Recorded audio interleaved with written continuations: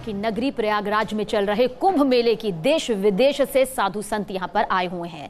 सभी साधु संत अपने आप में ही काफी खास हैं और यही वजह है कि कुंभ में साधु संत सबसे ज्यादा आकर्षण का केंद्र भी बने हुए हैं।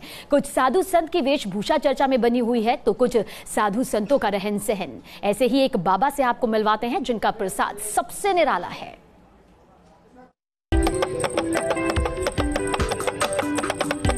आंखों पर काला चश्मा, तन पर भस्म का पहरा, ऊपर से रुद्राक्ष का श्रृंगार। ये है कुंभ के एक और आकर्षण का केंद्र बने बाबा। कुंभ में शामिल साधु संतों में महंत गिरिजी महाराज बाबा एक खास वजह से छाए हुए हैं। कुंभ में इन बाबा का भी टेंट लगा है। अपने टेंट के बाहर बैठकर वो बड़ी सी कढ़ाई में रबड़ी बनाते हैं और भक्तों को प्रसाद में स्पेशल रबड़ी खिलाते हैं। यही वजह है कि भक्त इन्हें रबड़ी वाले बाबा के नाम से पुकारते हैं। और आपका नाम रबड़ी बाबा भी कहते हैं? हाँ, तो रबड़ी इसलिए पड़ा, 1.25 महीने से घोट रहे हैं बराबर एक धारा, 50 लीटर दूध रोज घुट रहा है। पब्लिक है, रख दिया नाम रबड़ी बाबा। रबड़ी वाले बाबा हर दिन 50 किलो दूध की रबड़ी बनाते हैं और अपने भक्तों में इसे प्रसाद के तौर पर बांटते हैं। ये भैया बन रही है रबड़ी। इस रबड़ी का मातम हो रहा है, 1.25 महीना से प्रक्रिया चालू है। सतत इसका भगवान कपिल मुनि जी को भोग लगता है। गंगा माई, जमुना माई महारानी का, यमुना महारानी का 33 करोड़ देवताओं का भोग धुनी पे लग के शाम को सभी आए गए भक्तों में ये वितरण की जाती है। 47 साल के महंत गिरिजी महाराज नागा साधु हैं। 18 साल की उम्र में सांसारिक सुखों का त्याग कर वो 4 धाम की यात्रा का संकल्प लिए उत्तराखंड से निकले थे। वो खुद को उत्तर गुजरात के सिद्धपुर पाटन स्थित महाकाली बीड़ शक्तिपीठ से बताते हैं। रबड़ी वाले बाबा का कहना है कि कुंभ में रबड़ी खिलाकर वो लोगों के साथ खुशियां बांटने का काम कर रहे हैं। मैं आज संगम तरफ घूमने आया था, मुझको रबड़ी वाले बाबा दिखे और मेला का अद्भुत चीज़ें, अच्छी अच्छी चीज़ें दिखाई पड़ रही हैं। यहाँ पे क्या कहते हैं, यहाँ पे बाबाओं लोगों का अच्छे लोगों से दर्शन किया जा रहा है और दिव्य चीज़ दिखाई पड़ रहा है। यहाँ की प्रशासन भी अच्छी है।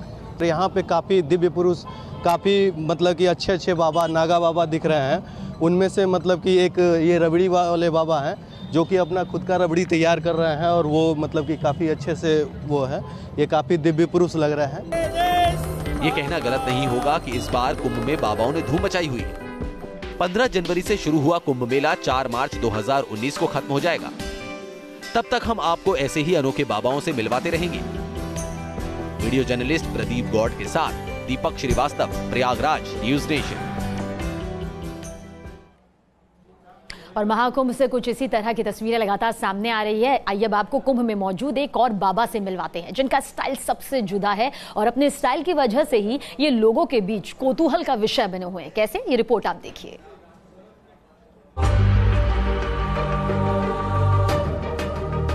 इस कुंभ में पूरे देश से एक अंतरंगी और सतरंगी बाबा आए हुए हैं जो अपने स्टाइल और अनोखे स्वरूप से काफी चर्चा में हैं। अब इन बाबा को ही देख लीजिए। नाम कैप्टन बाबा उर्फ तिरछी टोपी वाले बाबा। ये आजकल कुंभ मेले में लोगों के आकर्षण का केंद्र बने हुए हैं क्योंकि इनका स्टाइल जरा हटके है। सिर पर तिरछी लाल टोपी, आंखों पर ब्लैक गॉगल्स, शरीर पर रुद्राक्ष की माला और भस्म से श्रृंगार। ये बातें बाबा को भीड़ से अलग बनाती है। यही वजह है कि दूर दूर से कुंभ पहुंचे लोग बाबा के साथ सेल्फी खिंचवाने के लिए होड़ मचाए रहते हैं। बाबा भी लोगों को निराश नहीं करते हैं। कुंभ में जो भी लोग आ रहे हैं आपके साथ सेल्फी ज्यादा ले रहे हैं आज? अरे बहुत पहले से ले रहे हैं, आजे थोड़ी ले रहे हैं। आजे थोड़ी ले रहे हैं, कितने कुंभ हो गए। कितने कुंभ हो गए? हाँ, देश में जगह जगह जहाँ जाते हैं आपकी ये वेशभूषा देख करके लोग क्या कहते हैं आपसे? क्या कहते हैं, क्या कहना है। बाबा जी हमारे वही केदारनाथ वाले बाबा हैं। और क्या कहना है। कैप्टन बाबा साल के 6 महीने हिमालय की कंदराओं में रहते हैं और बाकी के 6 महीने देश भर में घूमते हैं।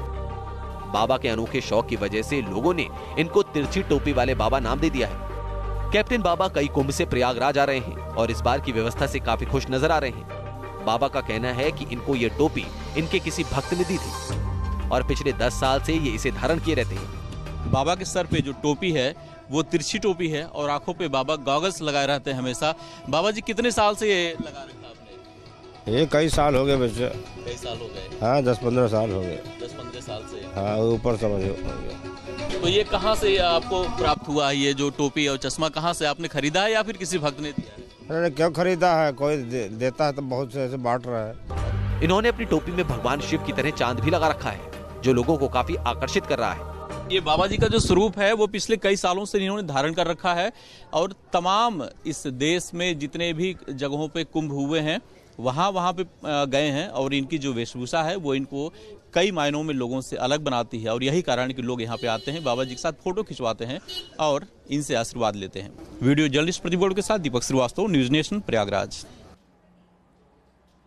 तो देखा आपने, एक और अजब तस्वीर महाकुंभ के गलियारों से लगातार सामने आ रही है। कुंभ की भव्यता और दिव्यता को निहारने के लिए 55 देशों के 3200 प्रवासी भारतीय प्रयागराज पहुंच गए हैं। मॉरिशस के पीएम प्रविंद्र जगन्नाथ विशेष विमान से परिवार समेत प्रयागराज पहुंचे। यहां उन्होंने लेटे हनुमान मंदिर की पूजा अर्चना की।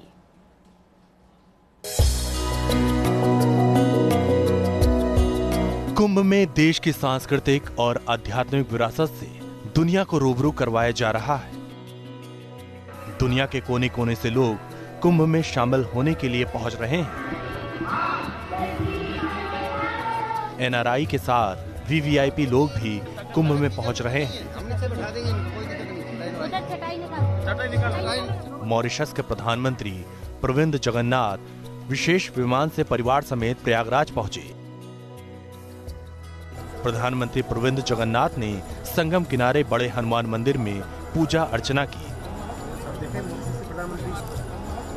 और करीब आधा घंटा समय बिताया। पत्नी के साथ पहुंचे पीएम ने प्रयागराज कुंभ के अपने अनुभव को दिव्य बताया।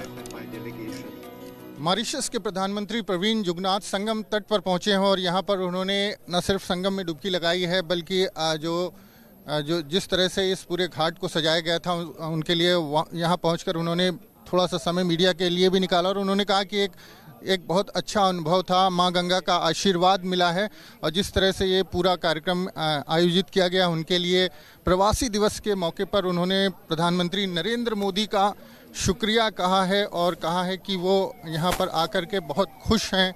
वो आए थे, जल में उतरे हैं, जल में उतरने के बाद में जो है आचमन मार्जन हुआ है और उनका जो है संकल्प हुआ है।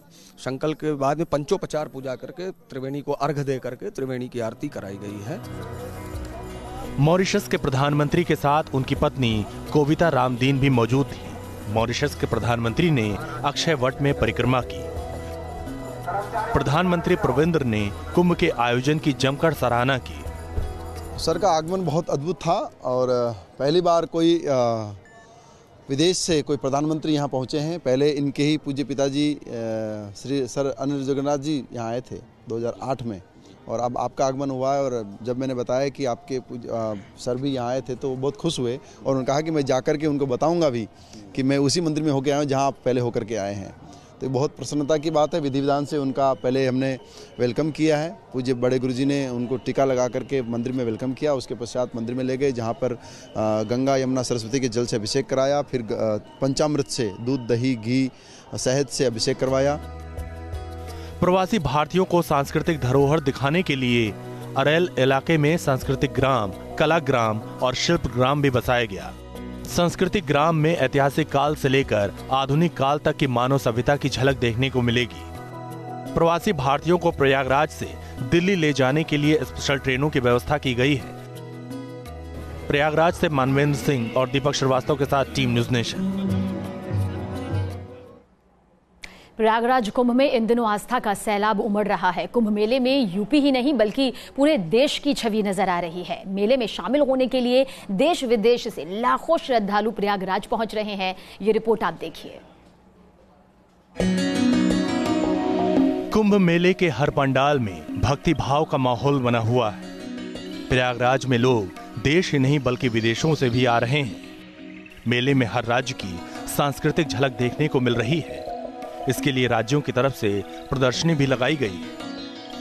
संस्कृति ग्राम कुंभ नई दिल्ली की प्रदर्शनी में लगी गांधी स्मृति देखने वालों की भीड़ उमड़ रही है। लोग यहां खूब सेल्फी ले रहे हैं। वहीं कुछ पांडालों में मूर्तियों और स्वचालित मूर्तियों के जरिए पौराणिक कथाओं का चित्रण किया गया है।